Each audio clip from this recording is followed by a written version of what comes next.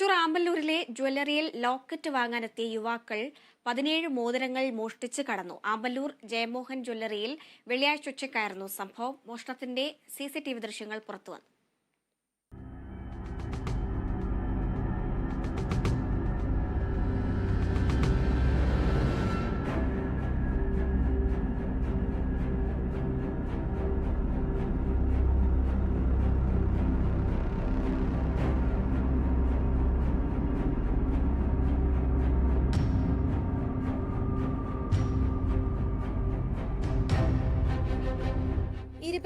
Gram വരുന്ന മോതിരങ്ങളാണ് നഷ്ടപ്പെട്ടത്.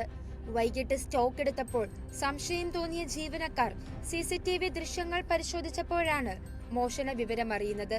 ഉച്ചയ്ക്ക് 1:30 ലോക്കറ്റ് ആവശ്യപ്പെട്ട് ജ്വല്ലറിയിലെത്തിയ 2 പേരാണ് മോഷണം നടത്തിയത്.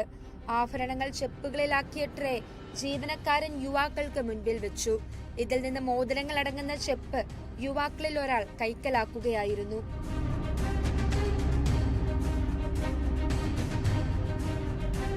ഇവർ തമിഴ് കലർന്ന മലയാളമാണ് സംസാരിച്ചിരുന്നതെന്ന് ജ്വല്ലറി ജീവനക്കാരൻ പറഞ്ഞു. മോഷണ സമയത്ത് ഇയാൾ മാത്രമാണ് ജ്വല്ലറിയിൽ ഉണ്ടായിരുന്നത്. മോഷണ ദൃശ്യങ്ങൾ നിരീക്ഷണ ക്യാമറയിൽ വ്യക്തമായി പതിഞ്ഞിട്ടുണ്ട്. ദൃശ്യങ്ങൾ സഹിതമാണ് പോലീസിൽ നൽകിയിരിക്കുന്നത്. പുതുക്കാട് പോലീസ് കേസെടുത്ത് അന്വേഷണം ആരംഭിച്ചു. Kerala vision news, Thrissur.